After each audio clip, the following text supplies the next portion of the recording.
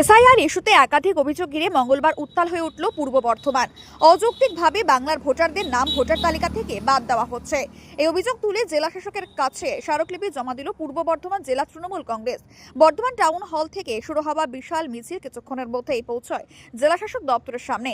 মিছিলে উপস্থিত ছিলেন মন্ত্রী স্বপন দেবনাথ, জেলা তৃণমূল সভাপতি রবীন্দ্রনাথ চট্টোপাধ্যায়, বর্ধমান পূর্ব লোকসভা কেন্দ্রের সাংসদ শর্মিলা সরকার, বিধায়ক খোকন দাস সহ একাধিক শীর্ষ নেতৃত্ব। মানুষের ভোটার অধিকারকে কেড়ে নেওয়ার বিজেপির মদতপুষ্ট নির্বাচন কমিশন যে করছে, বৈধ ভোটারকে বাদ দেওয়ার যে অপকৌশল, তার বিরুদ্ধে তো আমাদের এই বিক্ষোভ আজকে এখানকার জেলার নির্বাচন আধিকারিকের কাছে আমরা ডেপুটেশন দিয়েছি। নির্বাচন কমিশনের কাছে আমাদের ডেপুটেশনের বার্তা পৌঁছে যাক, এটা বাংলার মানুষ হয়রানি হচ্ছে।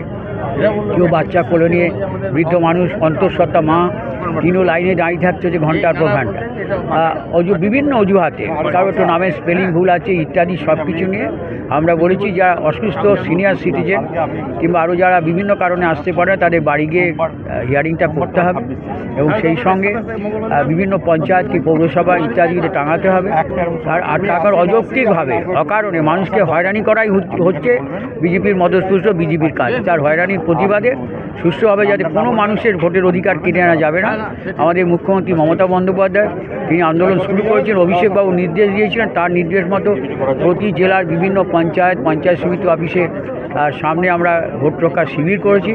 আজকে যেভাবে করছে তার প্রতিবাদটা জানিয়ে আমরা এই সমাধান, এই কথাগুলো আমরা বললাম, দাবিগুলো রাখলাম।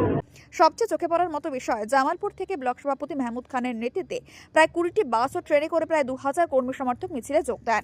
পরিস্থিতি নিয়ন্ত্রণে রাখতে জেলা শাসক দপ্তরের সামনে মোতায়েন করা হয় বিপুল সংখ্যক পুলিশ বাহিনী। আমাদের যে দাবি, আমরা যে এসআইআর ফর্ম আমরা জমা দিয়েছিলাম, সেখানে কিন্তু আমরা রিসিভ কিছু পাইনি।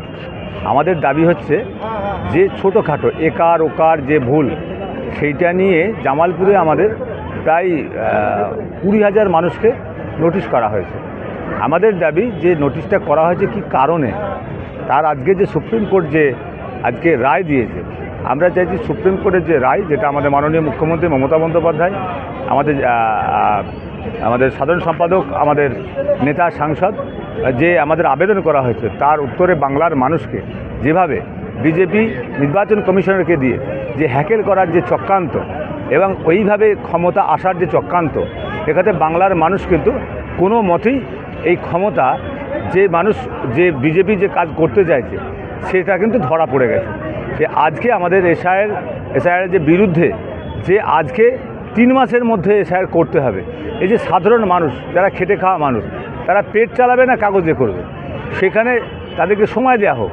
তো সেই ক্ষেত্রে আজকে সেই দাবি নিয়ে আজকে আমরা এখানে এসেছি। আমাদের জেলা তৃণমূল কংগ্রেসের ডাক ছিল, এখানে আমাদের ডিএমএ ম্যাডামের কাছে আমাদের ডেপুটেশন পড়েছে এবং এখানে আমাদের জামালপুর থেকে এবং বিভিন্ন বর্ধমান জেলা থেকে আমরা আজকে ডেপুটেশন এখানে দিলাম।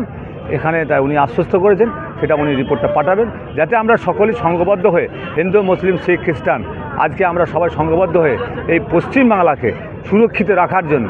তাই ওনারা চাইছেন যে একটা দাঙ্গা লাগিয়ে দিয়ে যাতে হিন্দু মুসলিম করে এসআইআর থেকে যাতে বাদ দেওয়া যায়। তাই এই বাদ দেওয়ার যে চক্রান্ত, সেটা আদৌ স্বপ্ন, আগামী দিনে কিন্তু ভুলতে হবে।